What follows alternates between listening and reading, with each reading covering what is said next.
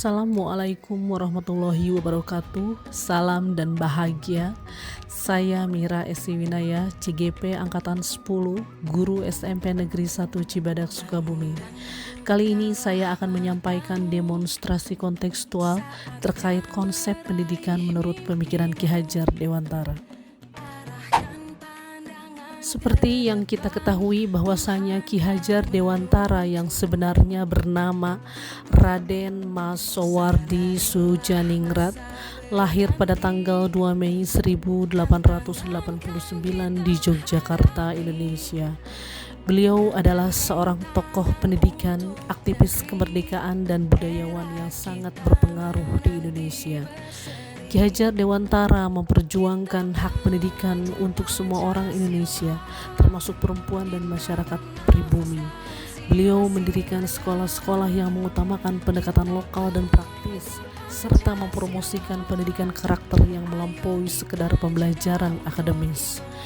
Selama hidupnya, Ki Hajar Dewantara terus berjuang untuk meningkatkan taraf pendidikan di Indonesia dan memperjuangkan hak-hak rakyat kecil. Dan pada tahun 1959 beliau meninggal dunia, tetapi warisannya dalam bidang pendidikan terus dikenang dan dihargai di seluruh Indonesia.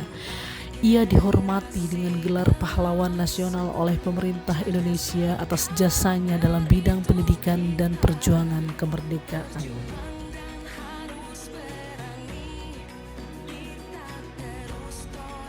Hajar Dewantara mengartikan pendidikan dan pengajaran sebagai dua konsep yang berbeda. Baginya pengajaran merupakan bagian dari pendidikan. Pengajaran adalah proses memberikan ilmu atau kecakapan hidup secara lahir dan batin kepada murid. Sedangkan pendidikan memberikan tuntunan terhadap segala kekuatan kodrat murid agar mereka dapat mencapai keselamatan dan kebahagiaan yang tertinggi, baik sebagai individu maupun sebagai bagian dari masyarakat. Bagi Ki Hajar Dewantara, pendidikan adalah tempat di mana benih-benih kebudayaan ditanam dalam masyarakat. Beliau meyakini bahwa pendidikan adalah kunci utama untuk menciptakan manusia Indonesia yang beradab. Pendidikan menjadi ruang untuk pertumbuhan nilai-nilai kemanusiaan yang dapat diwariskan. Tujuan utama dari pendidikan dan pengajaran adalah memerdekakan manusia. Manusia yang merdeka adalah mereka yang tidak tergantung pada orang lain baik secara lahir maupun batin, dan mampu mengatur hidupnya sendiri tanpa perintah dari orang lain. Oleh karena itu, pendidikan menciptakan ruang bagi murid untuk tumbuh secara utuh agar mereka dapat menghormati dirinya sendiri dan orang lain serta menjadi mandiri.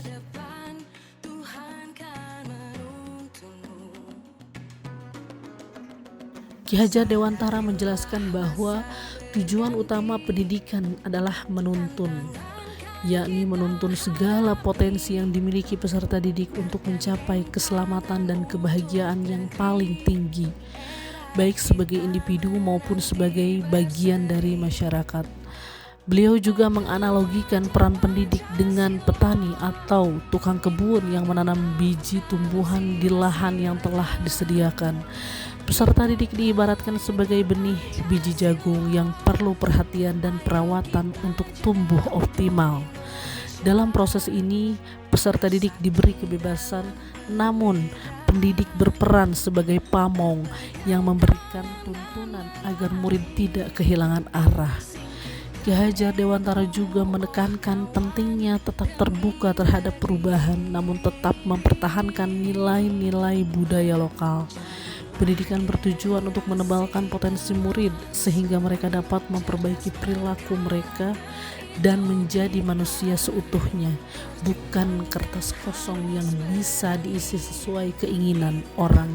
Ki Hajar Dewantara menjelaskan bahwa dasar pendidikan murid yakni terkait dengan kodrat alam dan kodrat zaman, yang artinya kodrat alam menyangkut sifat dan bentuk lingkungan tempat murid berada, sedangkan kodrat zaman berkaitan dengan isi dan irama kehidupan. Ki Hajar Dewantara menekankan pentingnya memperhatikan kedua aspek ini dalam melakukan pembaharuan pendidikan. Menurut Ki Hajar Dewantara, pendidikan harus memungkinkan murid mencapai kekuatan kodratnya sesuai dengan alam dan zaman. Dari perspektif zaman, pendidikan saat ini menekankan keterampilan digital dan teknologi. Sementara dari perspektif alam, konteks lokal, sosial, budaya menjadi penting.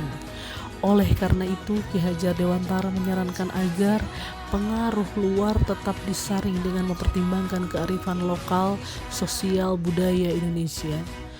Konten pengetahuan dalam pendidikan harus sesuai dengan nilai-nilai kemanusiaan dan konteks sosial budaya Indonesia.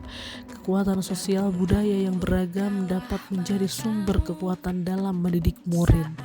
Ki Hajar Dewantara menegaskan pentingnya mendidik murid sesuai dengan tuntutan alam dan zaman mereka sendiri. Mengakui perbedaan cara belajar dan interaksi antara murid generasi saat ini dengan masa sebelumnya.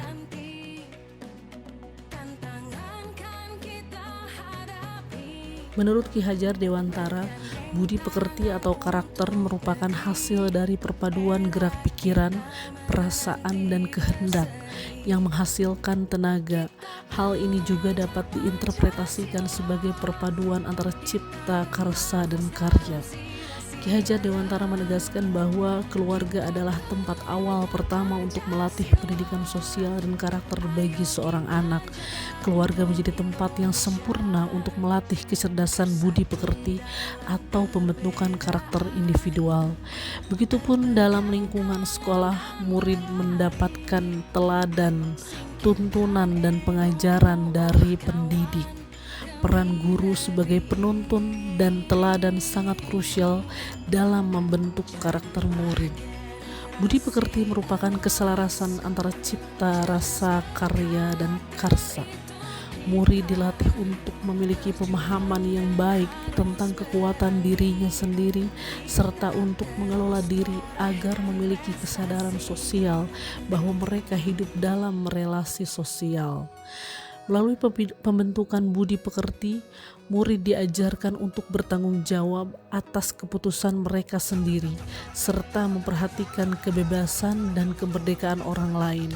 Ini membantu murid memiliki kesadaran diri yang utuh dan menjadi pribadi yang mandiri, serta menghormati kemerdekaan orang lain.